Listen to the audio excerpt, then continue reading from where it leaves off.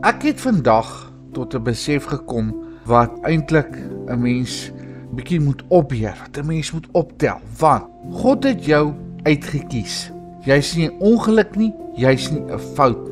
Nog voor die wêreld geskape is, het hy reeds besluit om jou in sy familie te hê. En as jy mooi daaraan dink, God het jou hele lewe vooruit gesien. Hy het gesien wat 'n foute jy gaan maak, hy het gesien deur watter moeilikhede jy gaan, hy het gesien waar jy 'n swakpunt het. Hy ken jou uit en nog steeds het hy jou lief genoeg gehad om jou te kies vir sy koninkryk. En baie mense verstaan nie die konsep nie, maar jy die keuse of jy deel daarvan wil wees en of jy nie deel daarvan wil wees nie. Jy is vooraf bestem en as jy die keuse maak, dan ontvang jy dit waarvoor jy vooraf bestem is om 'n kind van God te wees.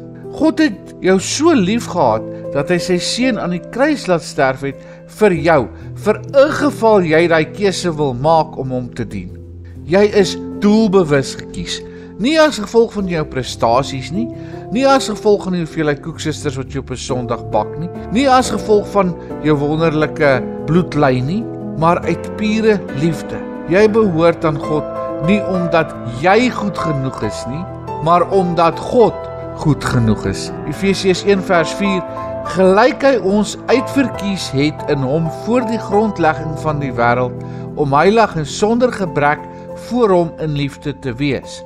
Let wel, sonder gebrek. God wil nie hê ons moet swaar kry nie. En ons moet daai keuse vir hom maak en ons moet begin leef in dit wat hy vir ons beplan het, sodat ons in oorvloed kan leef. Want Jesus het gesê, ek het gekom sodat julle lewe kan hê en lewe in oorvloed. Maar ons kan dit slegs ontvang as ons absoluut in gehoorsaamheid leef, as ons identiteit wortel in God en nie in menslike goedkeuring en prestasie nie, dan maak hy ons sy kinders, dan stap ons in die lewe in wat hy vir ons besluit het. Hy verwerp ons nie as ons val. Hy help ons om op te staan en hy help om ons uit te lig deur die krag wat in ons is deur die Heilige Gees. Die wêreld mag dalk dink jy's nie goed genoeg nie, maar die kruis sê jy is meer as genoeg vir God. Ons lees bietjie verder, Johannes 1 vers 12. Maar almal wat hom aangeneem het, aan hulle het hy die mag gegee om kinders van God te word,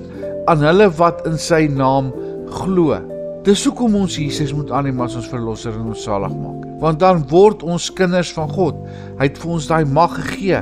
Die liefde waarmee God ons omvou, is nie 'n impulsiewe gevoel nie, maar 'n ewige verbintenis. Geen verwerping op aarde kan opweeg teen die waarheid dat God jou wou gehad het nie. Hy het dit bewys deur Jesus, wat die volle prys betaal het, sodat jy plek aan die tafel kan hê, nie as 'n gas nie, maar as familie, as een van sy kinders. Romeine 8 vers 15, want julle het nie die gees van slawerny ontvang om weer te vrees nie, maar julle het die gees van aanneming tot kinders ontvang, deur wie ons roep Abba, Vader. Die Heilige Gees gee ons die reg om vir God te kan sê, Vader, om 'n kind van God te wees.